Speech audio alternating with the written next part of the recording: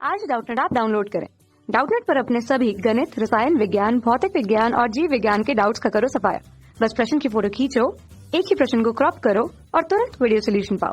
अभी डाउनलोड करें। Hello students, प्रश्न है निम्न में से कौन सा क्रेब्स चक्र का मध्यवर्ती यौगिक नहीं है। तो स्टूडेंट्स सबसे पहले हम समझ लेते हैं क्रेब्स चक्र को। तो यहाँ लिख लेते हैं क्रेब्स चक्र। अब क्रेब्स चक्र जो है इसे टीसीए चक्र भी कहा जाता है। तो लिख लेते हैं टीसीए चक्र, या इसे सिट्रिक अम्ल चक्र भी कहा जाता है। तो लिख लेते हैं सिट्रिक अम्ल चक्र के नाम से भी इसे जाना जाता है। तो अब यह चक्र जो है, यह उपापचय पथ जो है, यह कहाँ पाया जाता है। तो स्टूडेंट्स यह वायवीय श्वसन का उपापचयी पथ होता है। तो लिख लेते हैं वायवीय श्वसन का उपापचय पथ है स्टूडेंट्स। तो लिख लेते हैं उपापचयी पथ है, और यह पाया जाता है माइटोकॉन्ड्रिया की मैट्रिक्स में। तो लिख लेते हैं माइटोकॉन्ड्रिया की मैट्रिक्स में यह संपन्न होता है। तो लिख लेते हैं माइटोकॉन्ड्रिया की मैट्रिक्स या आधात्री में संपन्न होता है।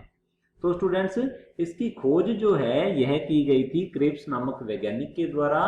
तो उन्हीं के ही रिस्पेक्ट में, आदर में इस चक्र का नाम, इस उपापचयी पथ का जो नाम है रख दिया गया क्रेब्स चक्र।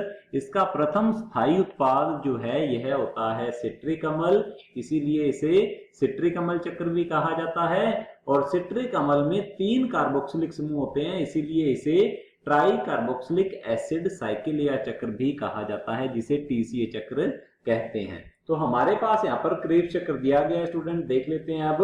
तो इसकी शुरुआत जो है कहाँ से होती है। इसकी शुरुआत होती है जब ग्लाइकोलिसिस के द्वारा। तो सबसे पहले हम लिख लेते हैं ग्लाइकोलिसिस आ जाता है वायवीय श्वसन में। तो लिख लेते हैं ग्लाइकोलिसिस। ग्लाइकोलिसिस के द्वारा क्या किया जाता है कि स्टूडेंट्स ग्लूकोज जो है, तो लिख लेते हैं ग्लूकोज जो है उसे पाइरुविक अम्ल में परिवर्तित किया जाता है। तो ग्लाइकोलिसिस जो है यह कोशिका द्रव्य में संपन्न होने वाला वायवीय श्वसन का पथ होता है स्टूडेंट्स।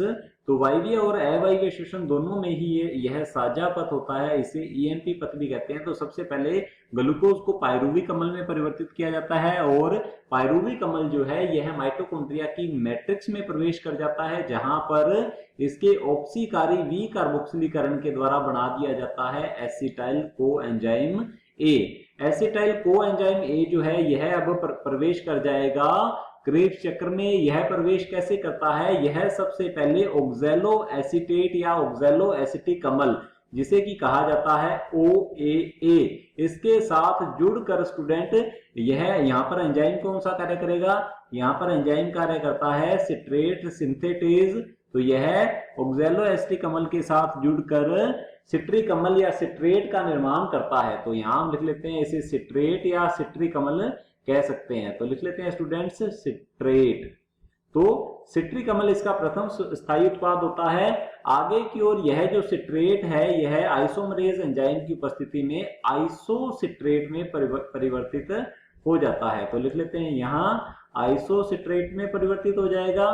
तो यह आइसोसिट्रेट दिया हुआ है, तो सिट्रेट से आइसोसिट्रेट बन रहे हैं। अब आगे की ओर क्या होता है कि स्टूडेंट्स आइसोसिट्रेट जो है इसका होगा विहाइड्रोजनीकरण स्टूडेंट्स, और यहाँ पर एक कार्बन भी कार्बन डाइऑक्साइड के रूप में निकल जाता है, और जो आइसोसिट्रेट है यह परिवर्तित हो जाता है अल्फा कीटोग्लूटेरिक अम्ल, या इसे कहा जाता है अल्फा कीटोग्लूटेरेट। तो लिख लेते हैं अल्फा कीटोग्लूटेरेट में परिवर्तित हो जाता है, अल्फा कीटोग्लूटेरिक अम्ल या ग्लूटेरेट में परिवर्तित हो जाएगा। और आगे की ओर जो अल्फा कीटोग्लूटेरेट है यह सक्सिनाइल कोएंजाइम ए में परिवर्तित हो जाता है, जैसा कि यहाँ पर दिया गया है। तो यह क्या होगा, यह सक्सिनाइल कोएंजाइम ए। तो लिख लेते हैं सक्सिनाइल कोएंजाइम ए में परिवर्तित हो जाता है, और सक्सिनाइल कोएंजाइम ए जो है यह सक्सिनिक अम्ल में परिवर्तित हो जाएगा, या सक्सिनेट जिसे कहा जाता है, सक्सिनेट में परिवर्तित हो जाता है। सक्सिनेट जो है यह आगे फ्यूमेरेट में परिवर्तित हो जाएगा। तो लिख लेते हैं फ्यूमेरेट, और फ्यूमेरेट जो है यह आगे की ओर मैलेट में परिवर्तित होकर ऑक्सैलो एसिटिक अम्ल का निर्माण दोबारा कर देता है। तो स्टूडेंट्स यहाँ पर पूछा गया है निम्न में से कौन सा क्रेब्स चक्र का मध्यवर्ती यौगिक नहीं है। तो चलिए देख लेते हैं। यहाँ पर ए दिया हुआ है ऑक्जेलो एसिटिक अम्ल।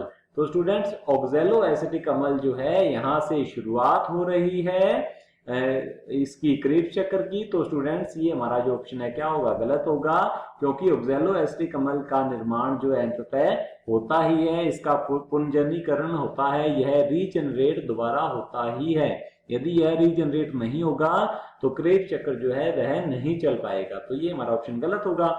ऑप्शन बी दिया हुआ है अल्फा कीटोग्लूटेरेट। तो देख सकते हैं अल्फा कीटोग्लूटेरेट या ग्लूटेरिक अम्ल जो है ये बन रहा है क्रेब्स चक्र में, मध्यवर्ती यौगिक है स्टूडेंट। तो ये भी हमारा ऑप्शन गलत होगा। और ऑप्शन हमारे पास सी दिया हुआ है मैलेट। अब मैलेट भी देख सकते हैं कि यह भी बन रहा है बीच में, तो ये भी हमारा ऑप्शन गलत होगा। और ऑप्शन डी दिया हुआ है PGAL अर्थात फोस्फोग्लिसरैल्डिहाइड। तो स्टूडेंट्स देख सकते हैं आप, सबसे पहले ऑक्जेलो एसिटिक अम्ल से स्टार्ट होते हुए यह इसके साथ जुड़ जाएगा एसिटाइल कोएंजाइम में, फिर सिट्रेट बनता है, फिर आइसोसिट्रेट और फिर अल्फा कीटोग्लूटेरेट और फिर आगे की ओर स्टूडेंट सक्सिनाइल कोएंजाइम में, सक्सिनेट, फ्यूमेरेट और मैलेट। इस प्रकार से स्टूडेंट ऑक्जेलो एसिटिक अम्ल का निर्माण दोबारा हो जाता है। तो यहाँ कहीं भी मध्यवर्ती यौगिक जो है PGAL अर्थात फोस्फोग्लिसरैल्डिहाइड नहीं होता। तो हमारा ऑप्शन डी जो है बिल्कुल सही उत्पाद है। PGAL जो है क्रेब्स चक्र का मध्यवर्ती यौगिक नहीं है। हमारा ऑप्शन डी जो है बिल्कुल सही उत्तर है। कक्षा 6 से 12वीं से लेकर नीट, IIT, JEE वो एडवांस के लेवल तक 1 करोड़ से ज्यादा छात्रों का भरोसा। आज ही डाउनलोड करें डाउटनेट ऐप या व्हाट्सएप करें अपने सारे डाउट्स 8400 400 400 पर।